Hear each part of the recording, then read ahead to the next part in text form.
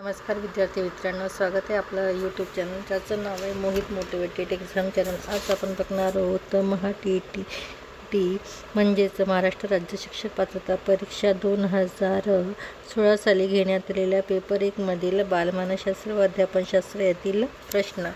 तर चला आता सुरुवात करूया प्रश्नांना। व्हिडिओ आवडल्यास लाईक करा, शेअर करा आणि सबस्क्राईब करायला विसरू नका। प्रश्न आहे 61। उत्पत्ती म्हणजे आपल्याला जे ज्ञात आहे त्या आधारे कोणत्या तरी प्रकारे दृष्टिक्षेप टाकण्याची, अंदाज करण्याची आणि रचना करण्याची वृत्ती, ही व्याख्या खालीलपैकी कोणत्या मानसशास्त्रज्ञाने दिली आहे?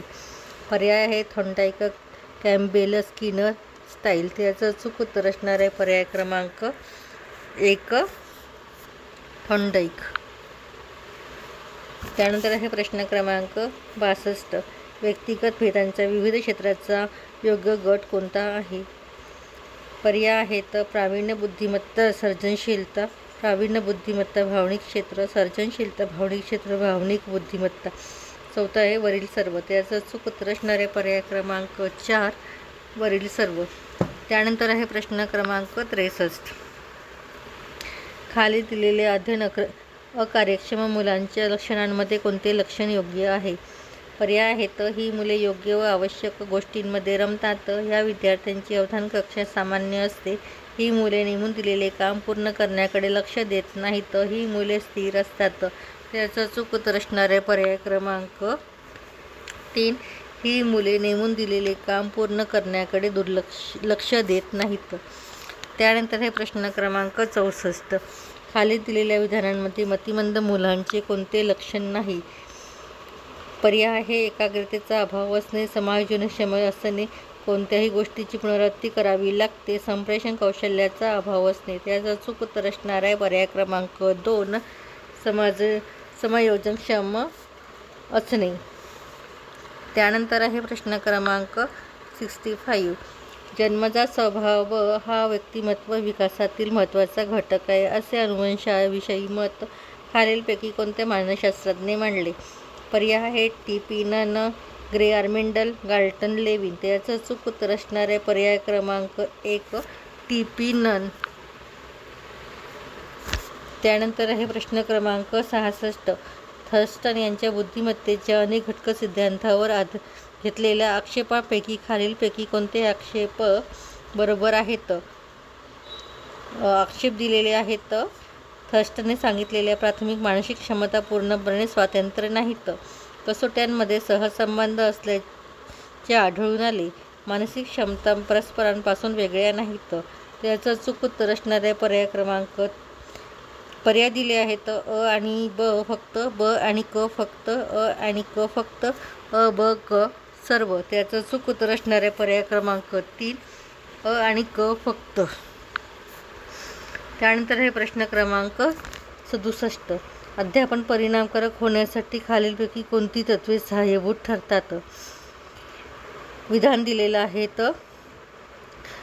अध्यापन प्रभावी होण्यासाठी उद्दिष्टे अगोदर निश्चित केलेली जातात। अध्ययनकर्त्याच्या उपयोगी क्षमतांचा विकास करणे आवश्यक असते। अध्ययनार्थाच्या पूर्वज्ञानाची दखल घेऊन नवीन ज्ञानाशी संबंध प्रस्थापित करावा। अध्ययनार्थात दैनंदिन अनुभव अत्यंत महत्त्वाचा असतो। पर्याय दिले आहेत अ, ब आणि ड फक्त, अ, क आणि ड फक्त, अ, ब आणि क फक्त, अ, ब, क, ड सर्व। त्याचं अचूक उत्तर असणार आहे पर्याय क्रमांक 2 अ, क आणि ड फक्त। त्यानंतर हे प्रश्न क्रमांक 68। खालीलपैकी कोणते विधान अध्ययन प्रक्रियेचे ठळक वैशिष्ट्ये नाही? पर्याय दिले आहेत अध्ययन हे सहेतुक असते, बरोबर आहे। अध्ययनामुळे नवीन गोष्टीचा धारणा होते, बरोबर आहे। सर्व प्राण्यांचे अध्ययन सारखे नसते। त्यानंतर आहे दीर्घकाळ सराव केला नाही तर अध्ययनाचे स्मरण राहत नाही, ही वाक्य बरोबर आहे। तर चुकीचं वाक्य कोणतं असणार आहे? तर पर्याय क्रमांक 3 सर्व प्राण्यांचे अध्ययन सारखे असते, हे वैशिष्ट्य होणार नाही। त्यानंतर आहे प्रश्न क्रमांक 69। खालीलपैकी अवधानाचे नियंत्रण करणारे बाह्य घटक कोणते? आपल्याला इथे अवधान नियंत्रण करणारे बाह्य घटक कोणते ते दिले आहेत आणि पर्यायापैकी आपल्याला शोधून काढायचे आहेत। पहिला आहे अभिरुची, तात्काळिक गरज, पुनरावृत्ती, वैचारिक. तर पर्याय दिले आहेत अ आणि ब फक्त, अ आणि क फक्त, ब आणि क फक्त, क आणि ड फक्त.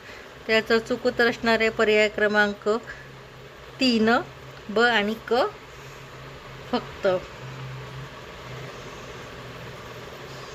त्यानंतर आहे प्रश्न क्रमांक 70. ज्ञानेंद्रियांमार्फत ग्रहण केलेले अनुभव जपून ठेवणे म्हणजे धारणा. या बाबतीत खालीलपैकी कोणते विधान अयोग्य आहे? इथे अयोग्य विधान दिलेले आहे, ते आपल्याला शोधून काढायचं आहे कोणतं विधान हे अयोग्य आहे. तर पर्यायामधून पर्याय दिले आहे. धारणेचा पुरावा आपणास व्यक्तीच्या वर्तनावरून किंवा शाब्दिक अभिव्यक्तीवरून मिळतो. व्यक्तिपरत्वे धारणा भिन्न असते. एका व्यक्तीची धारणा शक्ती सर्व गोष्टींच्या बाबतीत सारखी असते. धारणा चांगली होण्यासाठी पाठांतरानंतर विश्रांतीची गरज असते. तर याचं चूक उत्तर असणारे पर्याय क्रमांक 3, एका व्यक्तीची धारणा शक्ती सर्व गोष्टीच्या बाबतीत सारखी असते. हे वाक्य विधान हे अयोग्य आहे. व्हिडिओ आवडल्यास लाईक करा, शेअर करा आणि सबस्क्राईब करायला विसरू नका.